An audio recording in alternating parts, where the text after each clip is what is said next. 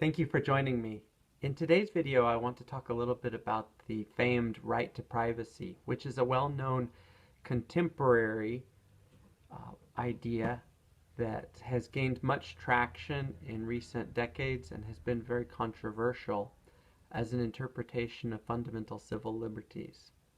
And I'll do so in the context of the American legal tradition and also the natural law moral tradition, which has a robust and, I think, reflective take on the importance of privacy in personal lives. I will also be referencing Robert George's Making Men Moral, which is an important text well known on these topics. For starters, the right to privacy has featured very prominently in a lot of contemporary constitutional law cases, especially in America, but also around the world, especially in the liberal democracies. And it is by virtue of an appeal to a right to privacy that many changes in the legal code have been justified.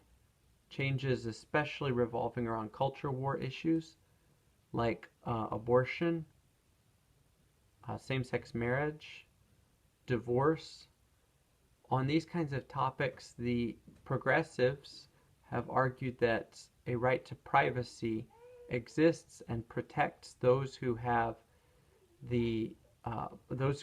chosen activities or ways of life that others might disagree with, but that nevertheless, because of privacy concerns, ought not to be interfered in by the law. More on that in a moment. For natural law theorists, including especially George in Making Men Moral, the right to privacy is something that has derivative existence. It's not really a fundamental right, but it is valuable instrumentally, not intrinsically, just instrumentally, insofar as it can help accomplish certain other things. So it has a kind of use value. What can privacy accomplish? Well, several things. One thing that it accomplishes is it promotes community, believe it or not. It is by virtue of having some things that are interior to ourselves on the inside that we develop in solitude and that we then share with others, that we are able to make an impact in relationality, in community, that is novel, creative, insightful, reflective. So without an interior life, without some realm of privacy, it could be argued that community doesn't exist. Community then is the public manifestation of that which individuals in their private lives create and share. Another way of defending privacy as something that has use value is to assert that it has value insofar as it promotes personal integration. Things around us change all the time. Our lives are continually bombarded by novel inventions or changes in the social culture, in the fabric of our surroundings. And in order to be able to cope with these things, in order to be able to maintain our continuity and identity as individuals in the face of such changes, it could be argued that we need a realm in which we can sift through or sort through the tough issues of personal integration, determining for ourselves what we want to add and change about ourselves in response to changes in our surroundings, and also what we want to discard and reject about changes in our surroundings, as we seek to forge an identity that is continuous and integrated.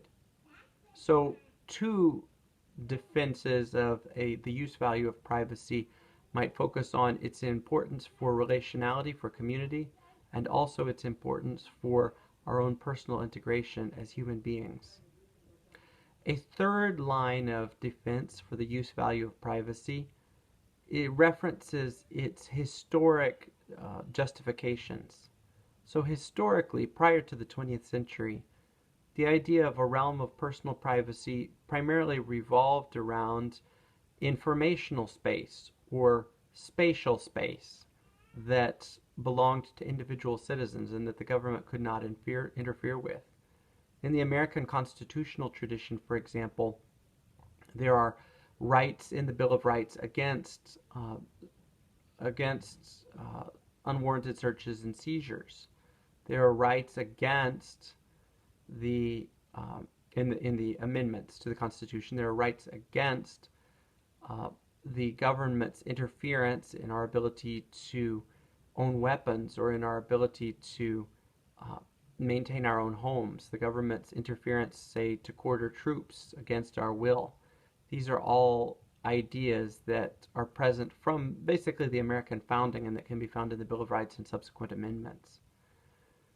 Those ideas, though, revolve around an understanding of privacy that is primarily spatial and informational. Informational, the government can't interfere with us without warrants to search and seize information. Or spatial, the government cannot quarter its troops on private property or seize our weapons. The changes that have taken place in recent years in American constitutional law and really throughout the Western democracies have involved an expansion of this original understanding of privacy and this original justification, the third justification that I provided, and have begun to reinterpret privacy in moral terms. So the idea behind Roe, for instance, the famous American legal case from 1973 that led to the legalization of abortion, elective abortion, the idea behind Roe is that individual citizens have a realm of personal privacy that belongs to them, that is theirs, and that government ought not to interfere with, or that other citizens ought not to interfere with. This is an expanded version of privacy, an expanded understanding of privacy that goes beyond spatial and informational justifications to include moral justifications as well. There is a moral realm that belongs to us that others ought not to be able to interfere with. Now, on the natural law view espoused by Robert George in Making Men Moral, he endorses a right to privacy. Probably it would be a little strong to call it a full-fledged right. It's more like a use value to privacy. It is something that is of use. But at the same time, he argues that in circumstances in which we are engaged in behaviors that are immoral, it is not justifiable to invoke privacy as having trumping precedence over and against the prevention of the immoral behaviors. So let's stick with the Roe example to look at how a neo-natural law theorist would investigate Roe. For a neo-natural law theorist, abortion, elective abortion, under most circumstances, depending on the theorist, is going to be an immoral activity. So the question then is it justifiable for some people to engage in such an activity, that is to pursue elective abortion, even if it is an immoral activity?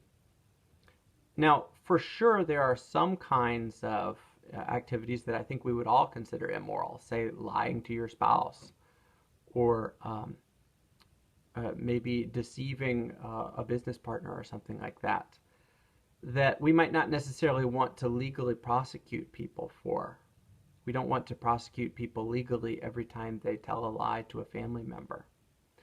But the question at stake here is if elective abortion is an immoral thing to do, is it justifiable for society to forbid it, to prevent the immorality, since in certain other circumstances there quite clearly are things that are generally considered immoral that we also don't think should be forbidden and prohibited by society on a legal basis, like deception.